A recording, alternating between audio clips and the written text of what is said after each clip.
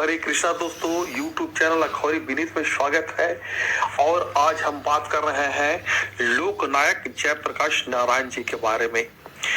जयप्रकाश नारायण जी का जन्म 11 अक्टूबर 1902 से 8 अक्टूबर 1979 इनका जन्म हुआ। जयप्रकाश नारायण जी का 11 अक्टूबर 1902 और मृत्यु हुआ 8 अक्टूबर 1979। संक्षेप में इनको जेपी जी से संबोधन लोग करते हैं। भारतीय स्वतंत्रता सेनानी और राजनेता थे। जयप्रकाश नारायण भारतीय स्वतंत्रता सेनानी और राजनेता थे। उन्हें 1970 में इंदिरा गांधी के विरुद्ध विपक्ष के नेतृत्व करने के लिए जाना जाता है। इंदिरा गांधी को पदच्युत करने के लिए यानी पद से हटाने के लिए उन्होंने संपूर्ण क्रांति नामक आंदोलन चलाया। वे समाज सेवक थे जिन्हें लोकनायक नाम से भी जाना जाता है। 1999 में उन्हें मरणोपरांत भारत रत्न से सम्मानित किया गया। इसके अतिरिक्त उन्हें समाज सेवा के लिए 1965 में मैग्सेसे पुरस्कार प्रदान किया गया था। पटना के हवाई अड्डे का नाम उनके नाम पर रखा गया है। दिल्ली सरकार का सबसे बड़ा अस्पताल लोकनायक जयप्रकाश अस्पताल भी उनके नाम पर है।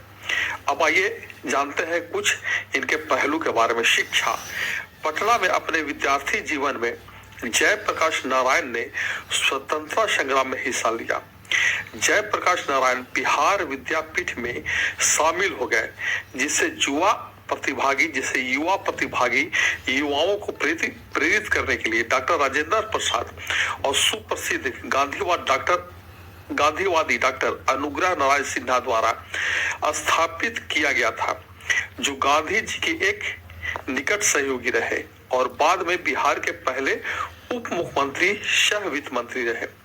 1922 में उच्च शिक्षा के लिए अमेरिका गए, जहां उन्होंने 1922 से 1929 के बीच कैलिफोर्निया विश्वविद्यालय, बर्कली विश्वविद्यालय में समाजशास्त्र का अध्ययन किया।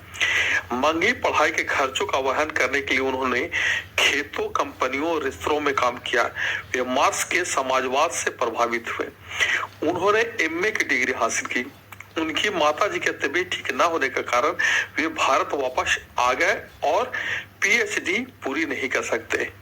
जीवन। जयप्रकाश नारायण जी का जन्म बिहार के सिताब दियारा में 11 अक्टूबर 1902 में एक चित्रगुप्त वंशीय कायस्थ परिवार में हुआ था।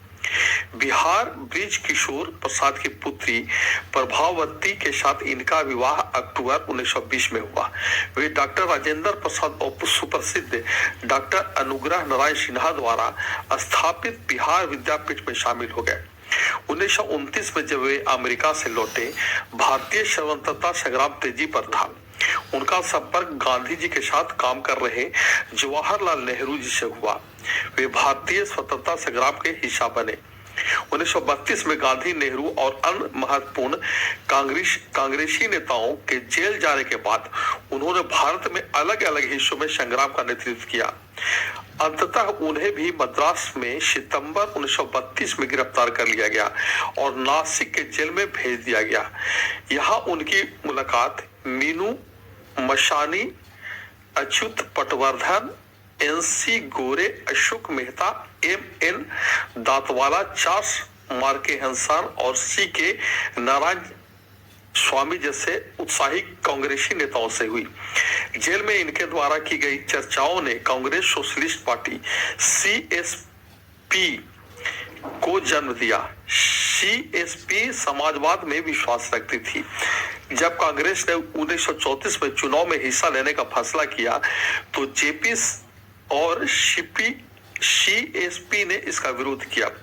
1939 में उन्होंने द्वितीय विश्व युद्ध के दौरान अंग्रेज सरकार के खिलाफ लोक आंदोलन का नेतृत्व किया। उन्होंने सरकार को किराया और राजस्व रोकने का अभियान चलाया।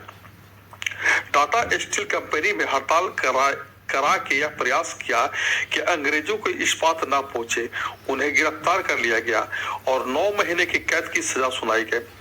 जेल से छूटने के बाद उन्होंने गांधी और सुभाष चंद्र बोस के बीच सुलह का प्रयास किया। उन्हें बंदी बनाकर मुंबई की आर्थर जेल और दिल्ली के कैंप जेल में रखा गया। 1942 में भारत छोड़ो आंदोलन के दौरान वे हजारीबाग जेल में से फरार हो गए। उन्होंने कहा, मुझे अपने लिए चिंता नहीं किंतु देश के लिए मुझे चिंता है। बिहार विभूति डॉक्टर अनुग्रह राय सिन्हा। उन्होंने स्वतंत्रता संग्राम के दोनों हथियारों के उपयोग को सही समझा। उन्होंने नेपाल जाकर आजाद दस्ते का गठन किया और उन्हें प्रशिक्षण दिया। उन्हें एक बार फिर पंजाब में चलती ट्रेन में सितंबर 1943 में गिरफ्तार कर लिया गया। 16 महीने बाद जनवरी 1945 में उन्हें आगरा जेल में स्थानांतरित कर दिया। इसके उपरांत गांधी जी ने यह साफ कर दिया था कि डॉक्टर लोहिया और जेपी की रिहाई के बिना अंग्रेज सरकार से कोई समझौता नामुमकिन है। दोनों को अप्रैल 1946 को आजाद कर दिया गया। 1948 में उन्होंने कांग्रेस के समाजवादी दल का नेतृत्व किया और बाद में गांधीवादी दल के साथ मिलकर समाजवादी सोशलिस्ट पार्टी की स्थापना की। 19 अप्रैल 1954 में गया बिहार में उन्होंने विनोबा भावे के सर्वोदय आंदोलन के लिए जीवन समर्पित करने की घोषणा की। 1957 में उन्होंने लोकनीति के पक्ष में राजनीति छोड़ने का निर्णय लिया। 1960 के दशक के अंतिम भाग में वे राजनीति में पुनः सक्रिय रहे। 1974 में किसानों को बेहतर आंदोलन में उन्होंने तत्कालीन राज्य सरकार से इस्तीफे की मांग की। वे इंदिरा गांधी के प्रशासनिक नीतियों के विरुद्ध थे। गिरते स्वास्थ्य के बावजूद उन्होंने बिहार में सरकारी भ्रष्टाचार के खिलाफ आंदोलन किया। उनके नेतृत्व में पीपुल फ्रंट ने गुजरात राज्य का चुनाव जीता। 1975 में इंदिरा गांधी ने आपातकाल की घोषणा की, जिसके अंतर्गत जेपी सहित 600 से भी अधिक विरोधी नेताओं को बंदी बनाया गया और प्रेस पर सेंसरशिप लगा दी गई। जेल में जेपी की तबीयत और भी खराब हुई। 7 महीने बाद उनको मुक्त कर दिया गया। 1977 जेपी के प्रयासों से एकजुट विरोध पक्ष ने इंदिरा गांधी को चुनाव में हरा दिया। जयप्रकाश नारायण के निधन उनके निवास स्थान पटना में 8 अक्टूबर 1979 को हृदय की बीमारी और मधुमेह के कारण हुआ। उनके सम्मान में तत्कालीन प्रधानमंत्री चौधरी चरण सिंह ने 7 दिन का राष्ट्रीय शोक की घोषणा की। उनके सम्मान में कई हजार लोग उनकी यात्रा में शामिल हुए। सम्मान भारत रत्न जेपी यानी जयप्रकाश नारायण की स्वतंत्रता संग्राम में पहली पंक्ति के अग्रणी नेता थे।